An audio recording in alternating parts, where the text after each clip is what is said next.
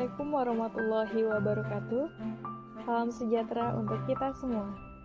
Saya Nurul Hidayati Ahmad dari kelas Perilaku Organisasi Fakultas Psikologi Universitas Islam Riau. Pada kesempatan kali ini, saya akan sedikit menjelaskan tentang kepemimpinan. Kepemimpinan adalah hubungan yang ada dalam diri seseorang atau pemimpin mempengaruhi orang lain untuk bekerja secara sadar dalam hubungan tugas untuk mencapai tujuan yang diinginkan. Menurut para ahli, bisa kita lihat di sebelah.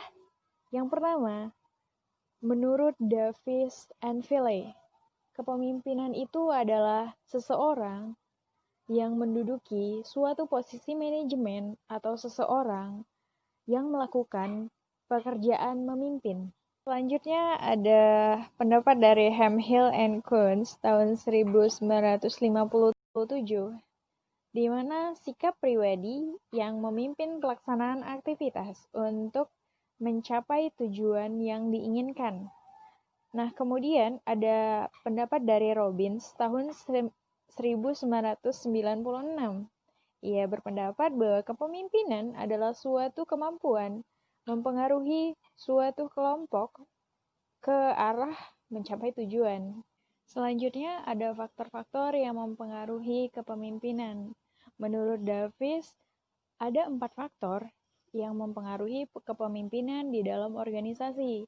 Yang pertama adalah kecerdasan, di mana seorang pemimpin harus memiliki kecerdasan melebihi para anggotanya. Yang kedua, ada kematangan dan keluasan sosial, di mana seorang pemimpin biasanya memiliki emosi yang stabil dan memiliki pandangan yang cukup matang. Yang ketiga, ada motivasi dan dorongan prestasi, di mana dalam diri seorang pemimpin harus mempunyai motivasi dan dorongan untuk mencapai suatu tujuan. Keempat, ada hubungan manusiawi, di mana seorang pemimpin harus mengenali dan menghargai para anggotanya.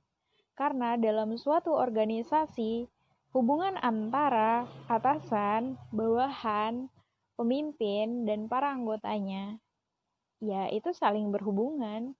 Bagaimana jika pemimpin sama anggotanya itu tidak saling mengenal, tidak saling berhubungan baik, bagaimana bisa suatu organisasi mencapai tujuan? Ada beberapa teori kepemimpinan.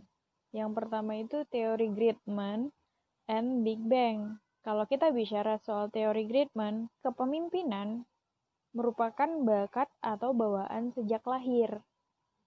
Teori ini yang berasumsi pemimpin dilahirkan, bukan diciptakan. Teori Big Bang ini adalah suatu peristiwa besar menciptakan seorang menjadi pemimpin. Peristiwa besar itu seperti revolusi, kekacauan, pemberontakan, reformasi, dan lain halnya.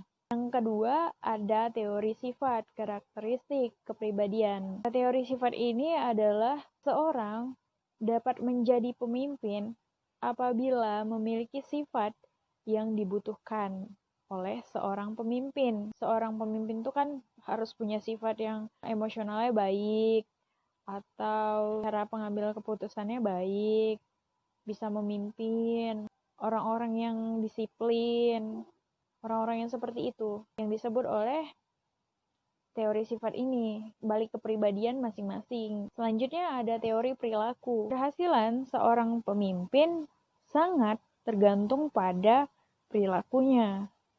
Ada teori kognisi atau teori situasional, yaitu respon atau reaksi yang timbul berfokus pada pendapat bahwa dalam menghadapi situasi yang berbeda diperlukan gaya kepemimpinan yang berbeda-beda pula. Berikut perbedaan pemimpin dan manajer. Sekian hasil penjelasan dari saya. Lebih dan kurang saya